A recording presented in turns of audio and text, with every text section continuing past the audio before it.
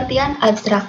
Abstrak merupakan ringkasan isi dari sebuah karya tulis ilmiah yang ditujukan guna membantu seorang pembaca agar mudah dan cepat untuk melihat tujuan dari penulisannya. Abstrak merupakan sebuah intisari ringkas mengenai isi karya tulis ilmiah. Biasanya abstrak ini terdapat di skripsi, tesis, disertasi, atau laporan jurnal hasil penelitian. Abstrak ini merupakan salah satu hal yang menonjol pada sebuah karya tulisan ilmiah. Biasanya penyajiannya diletakkan pada bagian pertama sebuah karya tulis. Dalam abstrak terdapat bagian-bagian. Yang pertama adalah latar belakang, yang kedua metode atau pendekatan masalah, yang ketiga hasil penelitian, dan yang keempat adalah kesimpulan. Latar belakang. Dengan adanya latar belakang, peneliti akan mencari solusi untuk menyelesaikan permasalahan yang menjadi latar belakang penelitian yang dilakukan. Di dalam latar belakang ini biasanya dijabarkan apa saja yang menjadi permasalahan yang melatar belakangi penelitian ini. Metode atau pendekatan masalah. Menjabarkan secara ringkas dan padat jenis metode apa yang digunakan oleh peneliti dalam melakukan penelitiannya. Hasil penelitian. Menjabarkan hasil penelitian yang dilakukan menjadi kaidah yang harus dijabarkan terkait dengan penelitian yang dilakukan. Di sini dijabarkan apa saja hasil-hasil yang ditemui oleh peneliti dalam melakukan penelitiannya. Kesimpulan. Kesimpulan menjadi penutup di dalam kaidah cara membuat abstrak. Dengan melampirkan kesimpulan, akan dapat diketahui bahwasanya penelitian yang dilakukan apakah dapat menyelesaikan permasalahan atau tidak. Cara penyusunan abstrak. Di dalam penyusunan abstrak, ada beberapa hal yang harus diperhatikan. Yang pertama adalah jumlah kata. Biasanya digunakan sekitar 150 kata, tetapi ini tidak menjadi patokan, banyak juga peneliti yang membuat abstrak sekitar 100-150 kata. Yang kedua, jarak antar baris. Setelah diketahui berapa banyak katanya, kita juga harus memperhatikan jarak antar barisnya. Biasanya digunakan dengan spasi 1 atau single spacing, sehingga memuat hanya satu halaman. Yang ketiga, penulisan bahasa asing. Penggunaan bahasa asing dalam abstrak yang dibuat biasanya dicetak miring. Selain penulisan bahasa asing, bahasa ilmiah juga biasanya dicetak miring. Yang keempat, jumlah paragraf. Dalam abstrak terdiri dari 3 paragraf. Paragraf pertama biasanya menjelaskan mengenai judul penelitian, rumusan masalah, latar belakang, dan tujuan penelitian. Paragraf kedua menjelaskan mengenai metode penelitian, teknik analisa data, dan landasan teori. Paragraf ketiga menjelaskan mengenai hasil atau kesimpulan yang diperoleh dari penelitian yang dilakukan. Yang kelima adalah bahasa. Dalam penulisan abstrak biasanya digunakan bahasa induk dan bahasa global, di mana bahasa induk merupakan bahasa yang digunakan oleh peneliti atau di mana penelitian itu dilakukan, dan bahasa global, yaitu bahasa Inggris. Yang keenam adalah kata kunci. Di dalam abstrak terdapat kata kunci sekitar 3-5 kata yang dipisahkan oleh tanda koma, biasanya letaknya di paling bawah bagian teks abstrak. Yang ketujuh, penulisan. Penulisan abstrak harus ditulis secara singkat, padat, dan jelas. Contoh abstrak. Ini adalah contoh abstrak dengan judul Kajian Spasial Temporal Perkembangan Mangrove Center Tuban dalam memproduksi ruang untuk ekowisata berbasis masyarakat di Kecamatan Jenu, Kabupaten Tuban tahun 2010 sampai 2017. Di sini sudah dijelaskan mengenai judul, kemudian tujuan penelitiannya, poin 1, poin 2, kemudian metode apa yang dilakukan oleh peneliti, kemudian teknik analisa data yang dilakukan oleh peneliti, juga hasil penelitian. Dan yang paling bawah ini terdapat kata kunci. Di dalam abstrak ini terdapat 4 kata kunci.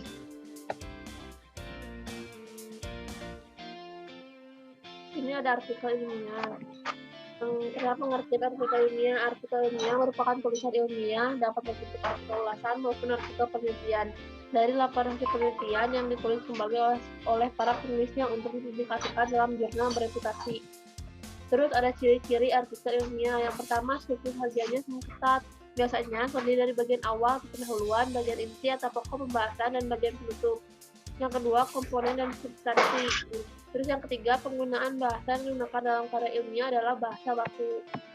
Terus ada sistematika artikel ilmiah, ada judul, abstrak atau ringkasan, pendahuluan, metode, hasil penelitian, diskusi, kesimpulan dan saran, ucapan terima kasih, dan daftar petaka. Terus ada macam-macam artikel ilmiah. Yang pertama, artikel penelitian, dan yang kedua, artikel non-penelitian. Yang pertama, artikel penelitian diteliti oleh kita sendiri. Tapi yang kedua, artikel penelitian itu ambil dari buku atau jurnal-jurnal penelitian. Terus ada pelatihan membuat artikel. Yang pertama ada artikel ilmiah penelitian, ada judul, substansi, abstrak, pendahuluan, metode, hasil, pembahasan, simpulan, dan saran, daftar pustaka, lampiran bila ada. Artikel ilmiah dan penelitian, ada judul, nama penulis, abstrak dan kata kunci, pendahuluan, bagian inti, penutup, daftar dan lampiran bila ada. Ada judul, singkat, tepat, sesuai aturan penelitian, menggambarkan keseluruhan, dan yang terakhir cenderung bersifat indikatif daripada informatif. Terus ada abstrak. Yang pertama intisari karangan atau miniatur suatu naskah, yang kedua dibuat setelah karangan lengkap selesai, dan yang ketiga ringkas, lengkap, dan jelas. Ada bagian pendahuluan, fungsinya memperkenalkan topik artikel secara utuh dalam paragraf. Yang kedua terdiri dari beberapa paragraf. Yang ketiga mengandung komponen penting. Ada tujuan penelitian juga. Yang pertama merupakan persoalan pokok, dapat diletakkan pada alinea terakhir dari suatu pendahuluan. Dan terus yang terakhir harus tegas, tidak boleh ambigu. Terus ada bahan dan metode. Yang pertama merupakan uraian ringkas, cara melakukan penelitian secara menyebutkan bahan dan alat yang digunakan agar penelitian dapat diulang secara tepat dan benar. Terus ada juga fungsi dan tujuannya. Fungsi dan tujuan, peneliti lain akan dapat mengulang peneliti tersebut secara tepat dan benar. Hasil, definisi perolehan suatu penelitian bagian sentral penting. Terus yang keduanya fungsinya diharapkan dapat menjawab masalah di pendahuluan. Dan pembahasan, bagian naskah yang menjelaskan makna temuan yang ditemukan dalam hasil. Yang kedua kumpulan argumen. Ada simpulan. Yang pertama turunan logis dan sahih dari temuan. Yang kedua merupakan jawaban permasalahan penelitian. Yang ketiga dibuat berdasarkan fakta. Itu ada saran, mengatasi atau membantu menyelesaikan masalah berkaitan dengan hal-hal yang dibahas. Itu ada yang ketiga logis dan tidak mustahil. Yang terakhir ada ucapan terima kasih ditunjukkan kepada pembimbing, teknisi, pakar, penyandang dana, sejawat yang membantu. Jurnal. Pengertian jurnal secara umum. Jurnal atau buku harian adalah formulir khusus yang digunakan dalam mencatat setiap aktivitas transaksi secara kronologis, sesuai urutan tanggal ke dalam jumlah yang harus didebet dan dikredit. Pengertian jurnal menurut para ahli yaitu terbitan berkala yang berbentuk komplit berisi bahan yang sangat diminati orang saat diterbitkan. Fungsi jurnal, terdapat beberapa fungsi, yaitu fungsi historis. Setiap bukti transaksi dilakukan secara kronologis urut sesuai dengan tanggal. Fungsi mencatat semua transaksi dalam jurnal. Fungsi analis, fungsi instruksif. Catatan yang terdapat pada jurnal adalah perintah untuk melakukan penerbitan. Fungsi informatif, memberikan informasi atau penjelasan mengenai transaksi yang terjadi.